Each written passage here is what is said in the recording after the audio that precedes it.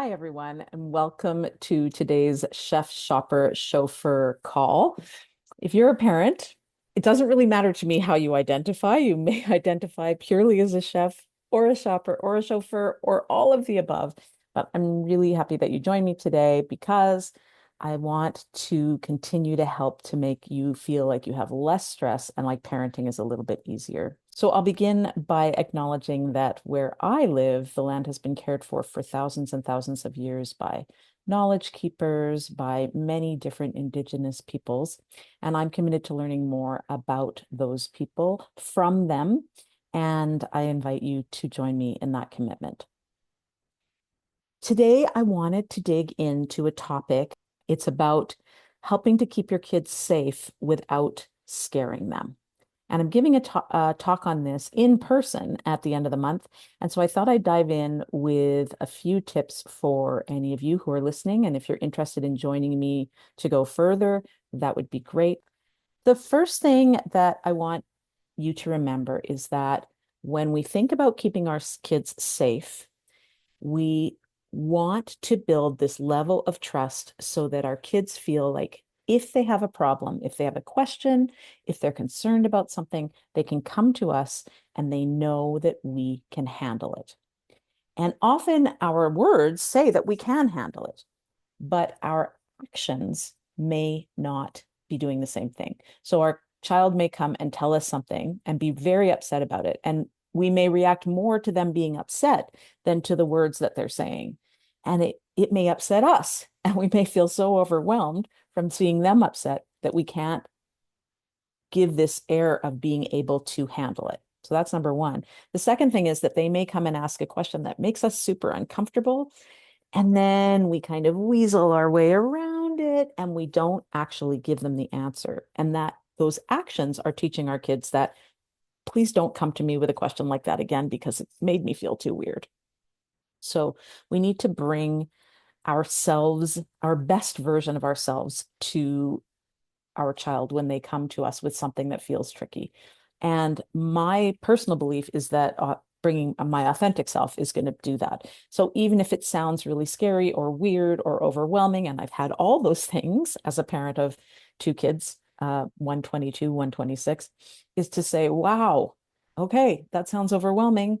Let's dig in. I can handle it. So to make my words match with my face. And then let them know that I'm ready to go forward. So that's number one. Number two is this consistent way of modeling that when we feel that things aren't quite right, when we feel like a stranger isn't quite right, or we feel like a situation isn't quite right, that we trust our tummies, we trust our bodies that are telling us this, and we do something about it. We say no to that person, we remove ourselves from the situation. We're just listening to our bodies and acting on it. So, how do our kids know that? Well, they don't know that unless we tell them. And it might be that in the heat of the moment, we just remove ourselves and our child from the situation. We might cross the street. We might just go to a different place. But afterwards, we can say, I just got a funny feeling in my tummy about this, and I just wanted to listen to it and move. So it's about verbalizing for our kids why we made certain decisions. And I can remember over when my kids were little, if an adult did something that I could see that my kids didn't like, or if I just felt uncomfortable about it, sometimes I said something, sometimes I didn't. But sometimes I said, you know what? She really doesn't like that. Could you please back up?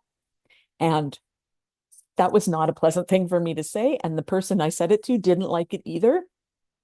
And I wanted to model for my child that even if I felt uncomfortable about doing something, I needed to speak so that I could communicate my boundary or help my child to communicate their boundary. So eventually my child could learn to do the same thing. Another part of this is this idea of saying no. So somebody's asking me about something, I feel uncomfortable about it. No. And the way we teach our kids to say no is that we say no to our kids and we hold that no. So if you've worked with me before, you'll know that I'm pretty clear. I don't ask parents to say no all that often. I invite you to get clear on the places where you really need to have a hard no. Sometimes parents say no to everything, and then they realize that maybe they didn't mean no, and they work their way back to a maybe and then to a yes. My goal always is to pick the things that I know are a no.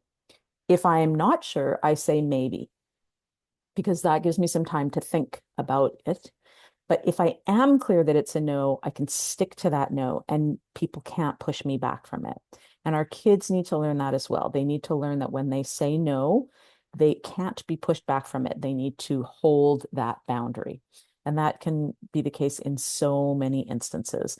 It can be the case if they're meeting a yucky adult. It can be the case if they're being asked to do something that they know is wrong.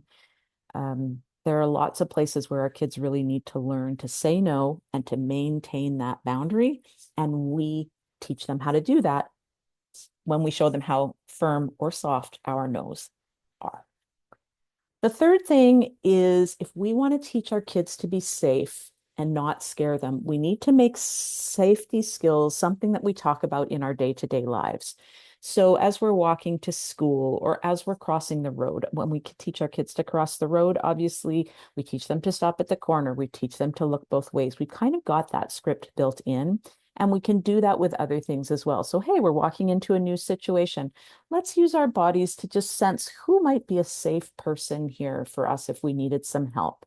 Or if we know that we're going to need to ask somebody for help because we don't know where the thing is in the store, we could say to our kids, now, who could we ask for help? I really want to find this thing, but I don't know where it is. Who would be the right person to go to ask for help? So we're building that into our day-to-day lives, as opposed to having one conversation with them about scary things. We're showing them that we're using our body and our idea of safety all the time to evaluate certain scenarios. And then the fourth thing that I want to share with you is that as your child gets older, we can share with them that it's their job to take on the responsibility of keeping themselves safe and healthy, and take on more and more responsibility as they get older. So that could be as simple as brushing their teeth, as going to bed at a good time so that their body gets healthy sleep, keeping their body clean, moving their body. So initially, we're giving them those responsibilities that are keeping their body safe when we're still overseeing their overall safety, but they're keeping their body safe and healthy in the little caretaking things that they do for themselves. Gradually, we're asking them to listen to their bodies about whether they're hungry, about whether they're tired, to check in on whether situations feel tricky or not. And, how are you feeling about that? Is this something your body really wants to do or not? Is your nervousness holding your body back when someone inside of you really, really wants to do this thing? So getting them to cue into what their body is telling them. They need to take responsibility by wearing their helmets when they ride their bikes or a scooter. They need to take responsibility by putting on their seatbelt or by sitting in their car seat when they're in the car. So there are lots of little baby steps where our kids are already in charge of their own safety, or certainly cooperating and taking responsibility for their own safety. Then we can move it along a little further by inviting them to choose friends who help them to feel safe and to help them to feel good. If they've got a friend who isn't helping them to feel safe or doesn't leave them feeling good most of the time, then how can we teach them to put boundaries in place so that they can still be respectful to that friend and they can make sure that they're getting what they need? And then from there, we go on and learn the safety skills. We help them to learn the safety skills, take responsibility as they grow.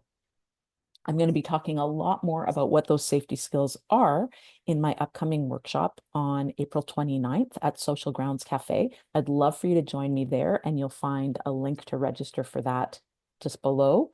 And if you can't make it to that, but you have a group of friends who might be interested in learning more, I'd love to come and join you and talk with you and your friends. And please let me know if you're interested in learning more about this online as well. Thank you so much for joining me at this Chef Shopper Chauffeur call. I'm looking forward to seeing you next time.